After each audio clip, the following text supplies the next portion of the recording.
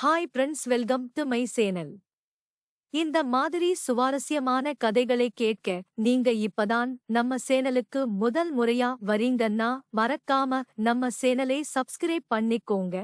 பக்கத்துல இருக்க bell ஐகானையும் click பண்ணிக்கோங்க. இவங்க பேரு காவ்யா.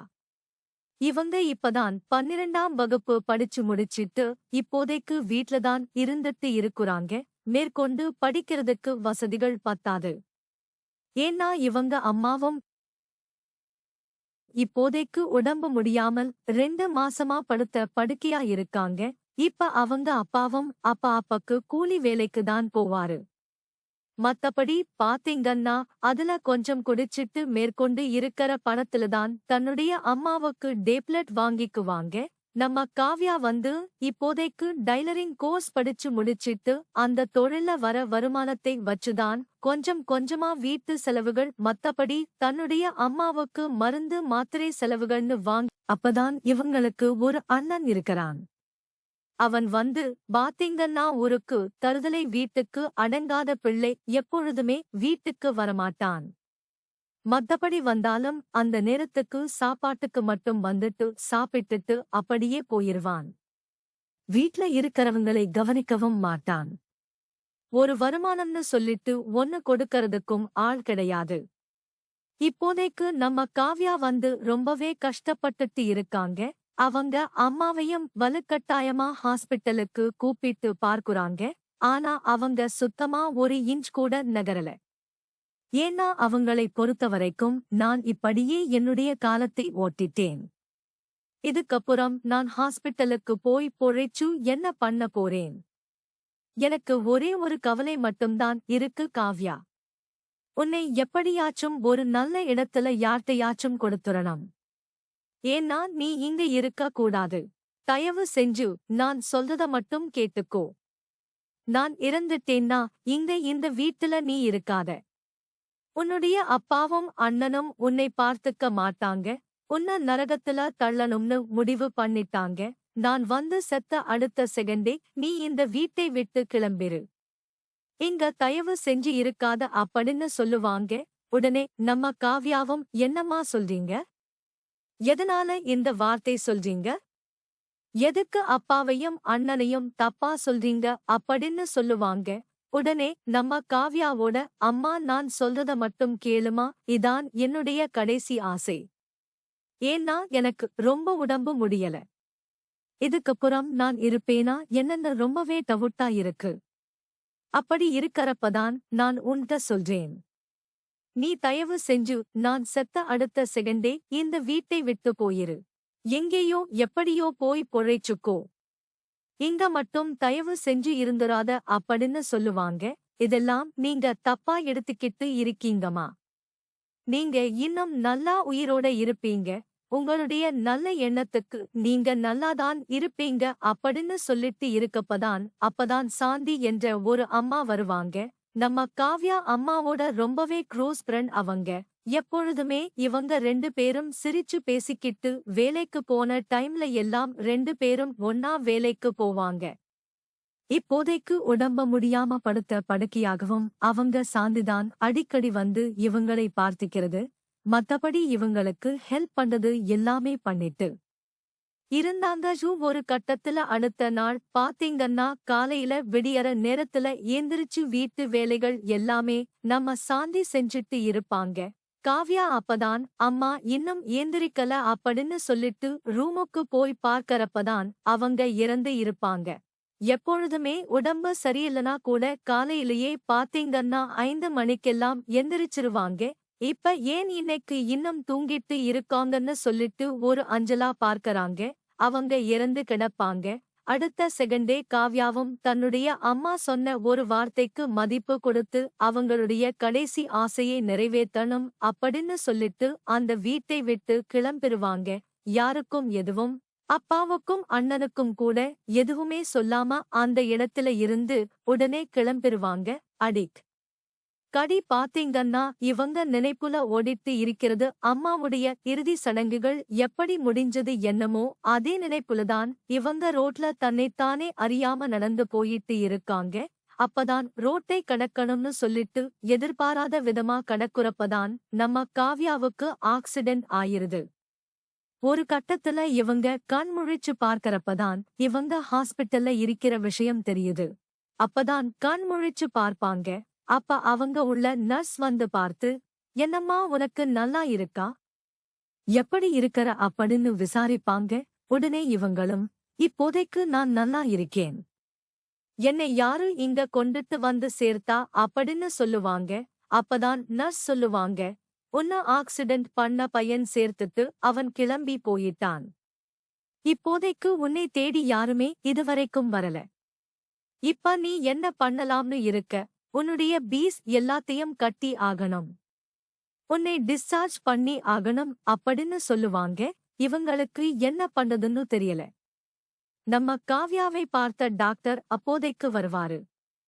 வந்துட்டு இவங்களுக்கு நடந்த எல்லா விஷயத்தையுமே அவங்கிட்ட கேட்டு தெரிஞ்சுக்கிட்ட பிறகு, நான் வந்து உன்னுடைய பேமெண்ட் எல்லாத்தையும் பே பண்ணிடுறேன், உனக்கு ஒசரம் நான் ஹெல்ப் பண்றேன், நீ படிக்கணும்னு தானே ஆசைப்படுற, நான் வந்து உன்னை படிக்க வைக்கிறேன், நீ என்னுடைய வீட்டுக்கு வந்துரு அப்படின்னு சொல்லுவாரு. ஒரு கட்டத்துல நம்ம காவ்யாவுக்கு என்ன பண்றதுன்னு தெரியல. யாரோ ஒருத்தர் எதிர்பாராத விதமா இப்படி உதவி செய்றாங்களே அப்படின்னு சொல்லிட்டு அவங்க ஒரே யோசனையிலேயே இருக்காங்க. அடுத்த கட்டமா எங்க போகணும்னு தெரியாம முழிச்சுக்கிட்டு இருக்கற நம்ம காவ்யாவுக்கு அப்பதான் சரி, எப்படியோ நம்மளுக்கு ஒரு இருப்பிடம் வந்துருச்சு, மத்தபடி நம்மள படிக்க வைக்கிறேன்னு சொல்றாங்க. நம்மளுக்கும் படிக்கிறதுக்கும் ரொம்ப ஆசையா இருக்கு.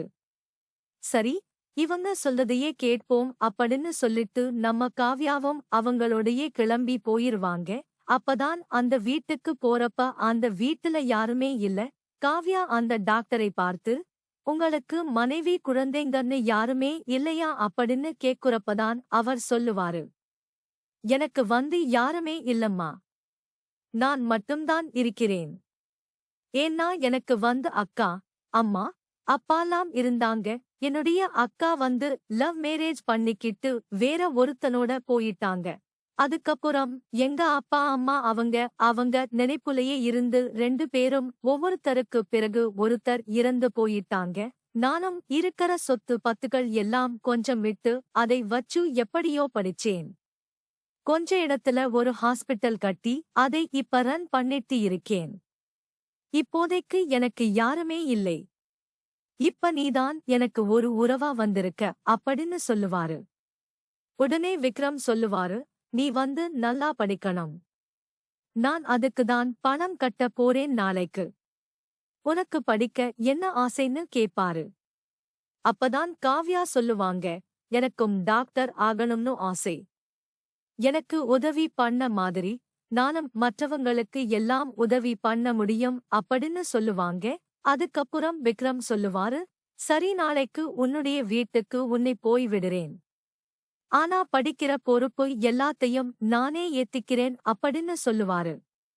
உடனே காவ்யா சொல்லுவாங்க, நான் தான் அங்க போக மாட்டேன்னு உங்கள்ட்ட ஏற்கனவே சொன்னேன்ல, நான் இங்கேயே இருந்துக்கிறேன் அப்படின்னு சொல்லுவாங்க.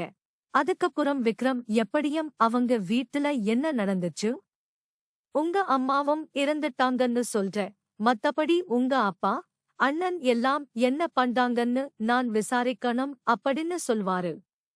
சரி, நீங்க எப்படியோ விசாரிச்சுக்கோங்க, பரவாயில்ல அப்படின்னு காவ்யா சொல்லுவாங்க. அதுக்கப்புறம் அந்த டாக்டர் விக்ரம் ஒரு ஆள விட்டு அங்க பக்கத்துல உள்ளவங்கிட்ட எல்லாம் விசாரிக்க சொல்வாரு.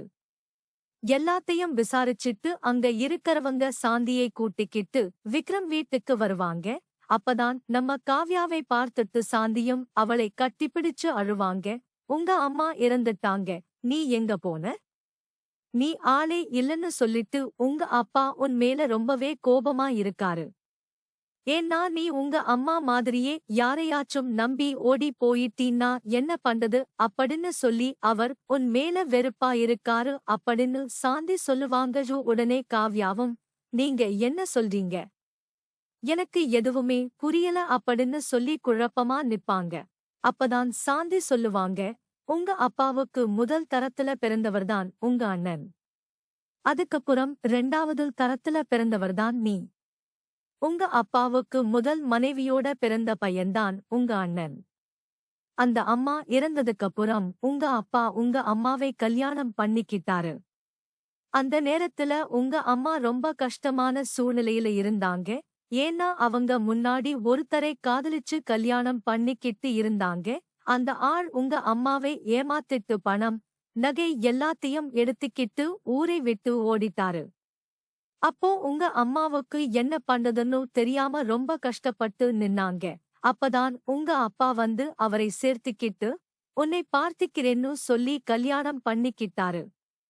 கல்யாணம் ஆனதுக்கப்புறம் 2 பேரும் ஒருத்தருக்கு ஒருத்தர் புரிஞ்சுக்கிட்டு வாழ ஆரம்பிச்சாங்க. அதுக்கப்புறம்தான் நீ பிறந்த. ஆனா உங்க அப்பாவுக்கு நீ பொம்பளை பிள்ளையா பிறந்தது பிடிக்கல. உன்னை எப்பவும் ஒரு பாரமாதான் நினைச்சாரு. ஏன்னா உங்க அம்மா மாதிரி நீயும் யாரையாச்சும் நம்பி போயிட்டா என்ன பண்றது அப்படின்னு அவர் பயந்தாரு. உனக்கு கல்யாண வயசு வந்ததும் உன்னை ஒரு வயசான பணக்காரருக்கு கல்யாணம் பண்ணி வைக்கணும்னு தான் உங்க அப்பாவுடைய ஆசை. அதனாலதான் நீ எப்படியோ அந்த வீட்டை விட்டு தப்பிச்சு வந்துட்டமா. அது நல்லதுதான் அப்படின்னு சாந்தி சொல்லுவாங்க. இதைக் கேட்ட காவ்யா, என்னுடைய அப்பா எனக்கு அப்பா கிடையாதா? எனக்கு இந்த விஷயம் இப்பதான் தெரியுது அப்படின்னு சொல்லிட்டு ரொம்பவும் அதிர்ச்சியோட நின்னுட்டு இருப்பாங்க. அவங்களுக்கு என்ன பேசுறதுன்னே தெரியாது. தன்னுடைய வாழ்க்கையைப் பற்றி இவ்வளவு பெரிய உண்மை இத்தனை நாள் மறைக்கப்பட்டிருக்கு என்பதை நினைச்சு கண்ணீர் விடுவாங்க. அப்பதான் விக்ரமும் சொல்லுவாரு, எனக்கே இந்த விஷயம் இப்பதான் தெரியுது. நீ யாருன்னு எனக்கும் இப்பதான் புரியுது. ஏன்னா சாந்தி என்னுடைய வீட்டுக்கு சொந்தக்காரங்க. அவங்கதான் எனக்கு இந்த விஷயங்களை சொல்லாங்க. உங்க அம்மா வந்து பாத்தீங்கன்னா அது என்னுடைய அக்கா. இந்த போட்டோவை பாரு. இவங்கதான் என்னுடைய அக்கா. உன்னுடைய முகம் அப்படியே அவங்களை மாதிரியே இருக்கு. நீ யாருமே இல்லன்னு சொன்னதாலதான் உன்னை என்னுடைய வீட்டுக்கு கூட்டிட்டு வந்தேன். ஆனா இப்ப எல்லாத்தையும் விசாரிச்சு பார்த்ததுக்கப்புறம் நீ என்னுடைய அக்கா பொண்ணுன்னு தெரிய வந்திருக்கு. என்னுடைய அக்கா காதலிச்சவர் இப்படி ஏமாத்திட்டு போயிட்டானும் எனக்கு தெரியாது. அவங்க சந்தோஷமா வாழ்ந்துட்டு இருப்பாங்கன்னு நினைச்சேன். ஆனா அவங்க இப்ப நம்மள விட்டு போயிட்டாங்க. இப்ப கடவுள் உன்னை என்னகிட்ட கொண்டு வந்து சேர்த்திருக்காரு. இனிமேல் உன்னை நான் நல்ல முறையில படிக்க வச்சு ஒரு பெரிய ஆளாக்குவேன் அப்படின்னு விக்ரம் சொல்லுவாரு. அதுக்கப்புறம் நம்ம காவ்யாவும் பாத்தீங்கன்னா, எனக்கு கடவுள் அம்மாதான் பார்த்து என்னை இங்க அனுப்பி வச்சிருக்காங்க. ஏன்னா அம்மாவுடைய ஒரே ஆசை நான் நல்ல இடத்துக்கு போய் நல்ல நிலைமைக்கு வரணும். அது மட்டும்தான் அவங்களுடைய ஆசை அப்படின்னு சொல்லுவாங்க. அதுக்கப்புறம் விக்ரம் பாத்தீங்கன்னா நம்ம காவ்யாவை நல்ல முறையில படிக்க வைக்கிறதுக்கான எல்லா வசதிகளுமே ஏற்பாடு பண்ணி கொடுப்பாரு. அவங்களுக்கு தேவையான எல்லா உதவிகளையும் செய்து நல்லா படிக்க வைப்பாரு. காலம் போக போக